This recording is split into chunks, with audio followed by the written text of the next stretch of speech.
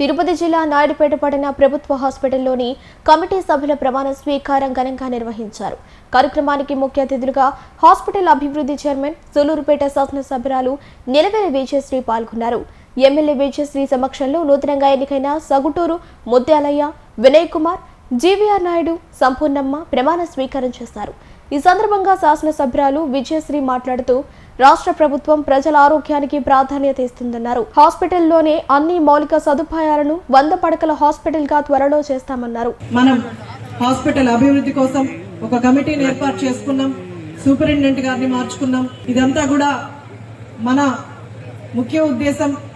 అలాగే మన ముఖ్యమంత్రి శ్రీ నారా చంద్రబాబు నాయుడు గారు కానీ, నేను కానీ, లేదా ఇక్కడ పనిచేస్తున్న డాక్టర్స్ కానీ అందరి ముఖ్య ఉద్దేశం ఆరోగ్యం, పేదలకి ఆరోగ్యం పట్ల ఎక్కువ శ్రద్ధ పెట్టి వాళ్ళకి వైద్యం ప్రాపర్ గా అందించడమే మనందరి ఉద్దేశం కూడా.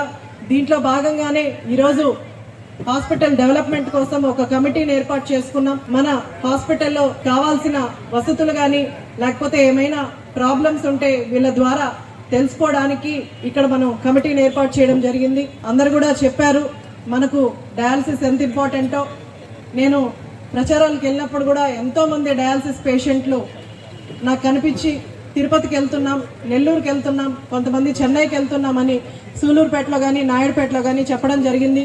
అందుకోసమే మొదటి నుంచి కూడా నేను ఆరోగ్య శాఖ మంత్రి సత్యకుమార్ నాయుడుపేటలో ఒకటి, సూలూరుపేటలో ఒకటైనా ఏర్పాటు చేయమని ప్రపోజల్స్ కూడా ఇవ్వడం జరిగింది. ఈసారి హెల్త్ మినిస్టర్ గారు ఖచ్చితంగా నియోజకవర్గంలో ఒక డయాలసిస్ సెంటర్ని ఇస్తానని కూడా మనకు హామీ ఇవ్వడం జరిగింది. త్వరలోనే ఒక డయాలసిస్ సెంటర్ని కూడా మనం తెచ్చుకుందాం. అలాగే మన ముఖ్యమంత్రి శ్రీ నారా చంద్రబాబు నాయుడు గారు ప్రతి మీటింగ్ లో కూడా మనందరికీ చెప్తూ ఉంటారు, ముందు పేదరికాన్ని నిర్మూలిస్తాను, తర్వాత ఆయన ముఖ్యంగా పెట్టుకుంది విద్య, వైద్యం, చదువు, పిల్లలకి చదువు కోసం, అలాగే వైద్యం సరిగ్గా ఉండాలని దాని అప్గ్రేడ్ కోసం, దాని డెవలప్మెంట్ కోసమే మన ముఖ్యమంత్రి గారు ఎప్పుడూ ప్రయత్నిస్తూ ఉంటారు. ముందు వచ్చిన ప్రాబ్లమ్స్ ఏవి లేకుండా కూడా డాక్టర్స్ కృషి చేస్తారని కోరుకుంటున్నాను. అలాగే ఒక టీమ్గా వర్క్ చేస్తేనే ఏదైనా సాధ్యం అవుతుంది. ఇక్కడున్న కమిటీ మెంబర్లు కానీ, వర్క్ చేస్తున్న డాక్టర్లు కానీ, సిస్టర్లు కానీ అందరూ కూడా కలిసి పనిచేస్తేనే మనము ఈ హాస్పిటల్ డెవలప్మెంట్కి పోరాడచ్చు. మీకు ఎలాంటి సమస్య వచ్చినా సరే హాస్పిటల్లో తప్పకుండా నన్ను అప్రోచ్ అవ్వండి. ఎవరికి ఎలాంటి సమస్య వచ్చినా నేను మీ అందరికీ అందుబాటులో ఉంటాను. స్కాన్ అవసరం అవుతుంది, బోన్స్ విరిగిపోయినప్పుడు, స్పైనల్ ప్రాబ్లమ్స్ ఉన్నప్పుడు MRI అవసరం అవుతుంది, అల్ట్రాసౌండ్ అవసరం అవుతుంది. అవన్నీ కూడా ఇక్కడ లేవు కాబట్టి చాలా మందిని రెఫర్ చేయాల్సి వస్తుంది ప్రాణాపాయ పరిస్థితిలో. అటువంటి పరిస్థితుల్లో వాళ్ళు ఇంకో ఊరికి వెళ్ళడం, ఆ చికిత్స అందుబాటులో తీసుకురావడం వెంటనే చాలా కష్టం అవుతుంది. కాబట్టి 6 బెడ్లు మాత్రమే ఉన్నాయన్నారు మేడం. అది కూడా మీ దృష్టికి కమిటీ ద్వారా మొదటి రోజే మేము తీసుకొస్తూ ప్రపోజల్ పెడుతున్నాం. కనీసం ఒక 20 బెడ్లు, అంటే ఎంత వీలైతే చిన్న రూము వీలైనంత వరకు పరిధి పెంచేటట్లుగా చేయాలని. అలాగే మరొక విషయం కూడా మీ దృష్టికి తీసుకొస్తున్నాం. 30 పడకల ఆసుపత్రి కనీసం 50 పడకల ఆసుపత్రిగా అభివృద్ధి చేసేటట్లు మీరు ఈ పాటికే ముఖ్యమంత్రి గారితో మాట్లాడారు, మేము కూడా విన్నాం ఆ విషయాలను. మనకు డయాలసిస్ సెంటర్ లేదు. మన పేషెంట్స్ కనీసం ఒక 60 మంది పైనే ఉంటారు. వారందరూ కూడా గూడూరుకో, నెల్లూరుకో, లేదు తిరుపతికో పోయి చేసుకొని ఎంత ఇబ్బందులు పడతారంటే అంత ఇబ్బందులు పడతా ఉన్నారు.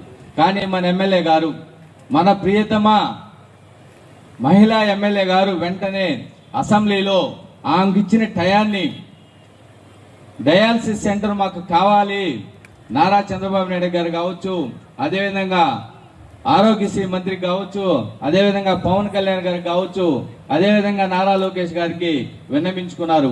నాకు తెలిసి అతి త్వరలోనే మా హాస్పిటల్లో డయాలసిస్ సెంటర్ ఏర్పాటు చేసే దానికి మన ఎమ్మెల్యే గారు కంకణ బుద్ధులై ఉన్నారని చెప్పి తెలియజేస్తా ఉన్నాను.